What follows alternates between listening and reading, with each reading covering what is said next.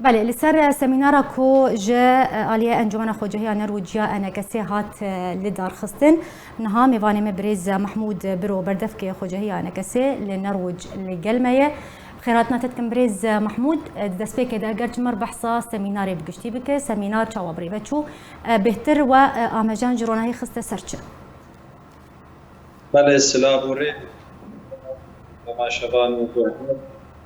راستی وەک یەک ji çalakiyê ku me ana dane pêşiya xwe ji niha heta serdema salê em xiştekarekî piştî her konferansî çê dikin.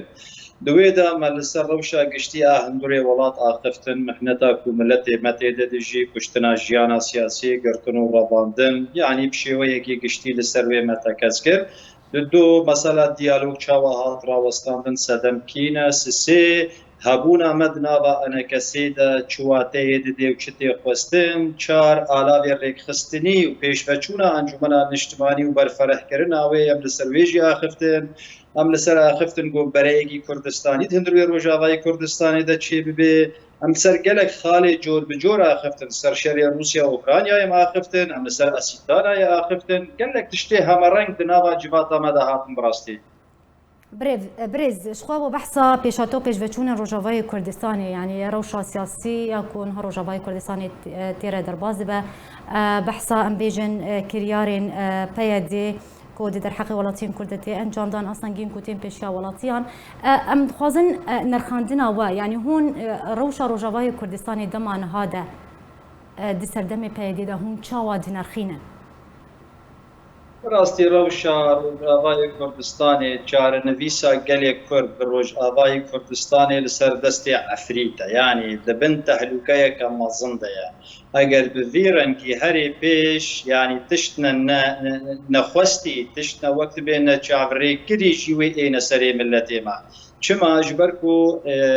rêvebirî bi şêwazê rêvebiriya xwe danûstandina xwe li gel millet, li gel xorta, li gel keça, li gel zarokê medresa, li gel çalakvanê siyasî hemû wî bi şêwayekî bi rastî çewt û bi şêweyekî diktatorî totalîtar danûstandina xwe dike li ser bingehek serekî ew jî ew e ku yan divê ez bim yan divê kesî dî tune nebe. Di vir de dibe sedemê ku jiyana siyasî bi giştî tê kuştin, jiyan mîkanîzma wê rêveberiya wê wek şêwazê şaristanî û medenî tê şikandin. Yanî li vir gelek alozî tên îca ji bilî ku dibe sedemê li vir yan li derê dî êrîşên dewletên dagîrkir ku li ser me çê dibin dibe sedemê êrîşê em bêjin dijmin û neyarên navxweyî ku zêdetir dibin li nav me ev qas tiştê hana wê encam ne xirabtir bidin eger encûmena niştimanî Kurdî li Sûriya nebe xudan biryareke siyasî bihêz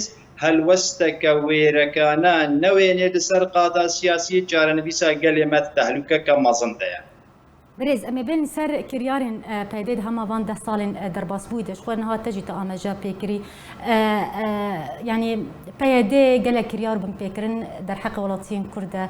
در حق جوانا ده جوال اشکریان چاری در حق روزنامه‌وانان ده چالکوانان ده بنچاف کردن زاروکن بچوک لشکر کردن وان جوال اشکریان چاری یعنی اگر بحث داوین کریارا پیاده بکن بنچاف کردن حمید عیده بوش خو بسردان دکتور روجاوای کردستان جالی پیاده هات بنچاف کردن و ام بجن تومتن دوج راسین کو اراستی انا کسی دکه اراستی جوانان دکه اراستی ولاتیان دکه خو حمید عیده جی تومتک دوج راسی اراستی ویکر باوی وی برز مروان عیده اوجش خود سمینار بوار آمده بو اندامی کمیته سیاسی پارتی کتی کردستانی سوریا ام دخوازن یعنی آرمان جا پیداش وان کریارن بردوام در حق ولاتین کرد چیه دخوازه به وان کریارن خو بگه چه نامه که دگین خلکن روجاوای کردستانی بله مساجك زلالة بو برز مروان عيدي بو هر كرد پروركي بو دبر مافي ملتي خود كاردكيش بو هر چالکبانكي سياسيش بو هر نبيسكاركيش بو هر حقوق ناسكي كو ايرو الدربي سينوري روجاوای كردستانيا كو جوارد بيجي وگر اول ویده نه حسانیه وگر اول وید بن آمزا مربی یان اونی بن مرا یان جی مادام اون وک خونه وگر اول تونه و نامه که هشکره ما تمام اره نه تن اشکره ما مصطفی مروان دیره هر کی کردره يعني چه راستیه که پیده چه راستیه که جوان کریارن خواه جرایا گشتیره پرده پوش دکه یعنی جی دشوینه راستیا خود شوینه بود بیجی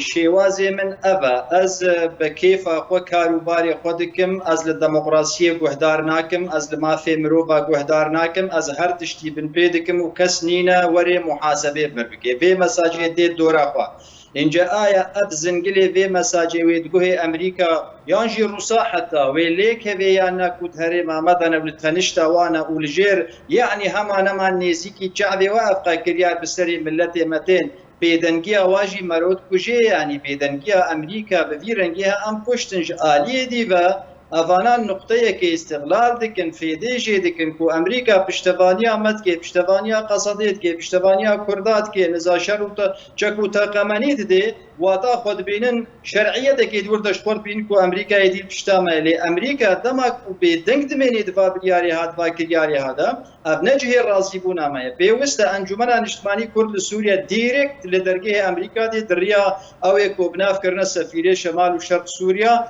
او بنافكرنا بفيرنگي درگه وی بده بیجه حتی کنگی یعنی ایرو روش تجمرد گو دغم ناکی دیالوگا بکن وی بکن ودی چه طوفان و مالویرانی یعنی سری کرداب گشتی آبای زاروکک خورتك جا أوروبا يتي مالا في شكا هجومي تكن وي بكوجن يانجي كي آبيتنا زندانا بتشسة دمي بتش ما في مروبا ما ونلقى ما في مروبا نو آزات يا إنسانا نو آزات يا خورتو كجانا وآزات يا خندبانا وما في زاروكينا بلي دا پابند بن وا پیمانین خو ورن لسر عرضا کردستان روجاوا جه بجه بکن جبوکم دوستانیا خو ورا خورتر بکن بیوستا مساجک ویرنگی هنکی بکرانی لسر وری سکنانت جالی انجمن اجتماعی و تایبتی جبوکو درگه امریکا بده برا ایدی بی بدنکی نمارا وقت بیجی راوستینید بی بکید بی بکوی کارو تفگرید اگر نه تهلوکه ویرنگی بردوام و مساجا ویجی جرد منی بود بیان از یان کسی دی چه نبی هبید باش يعني اگر شو ها بردوام كر سينورك ج كريارين بيدزي بن فكرن وينه دانين روش شبه برف چا قاره كبي بچ روشا روجاوي كردستان الگورناريناتا اگر سينورك داني اتو يك گلك گشتين لبيشيا ملت كرد الروجاوي كردستان اگر جير ندانين اف ديموغرافيا سياسي جنها دستيكريا كار انينا واب ليستوكا واب ترم مصطلحي سياسي رجبلي ويجي ديموغرافيا جغرافي وقت بيكو هاتني ديموغرافي دواري جغرافي دجيوي ببي اف ملتي ما يجي زيدي نيفي ما يجي كي او جوي بسينورا كبنجبرغو افشان وغريه بردوام يديشي تركا لسر سنور وی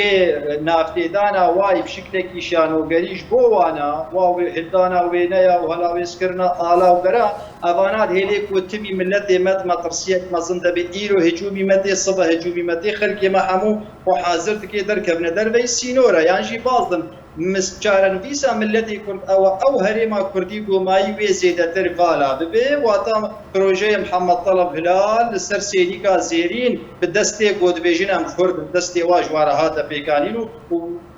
دوزا ما روش بروش وی برا باش بگری چارن بیتا ما او زیده وی تونه بله زور سپاس جبوی بردفک خوجهی انا کسیل نروج بریز محمود برو ایروت میوانی مبو گلکی سپاسیاتت کن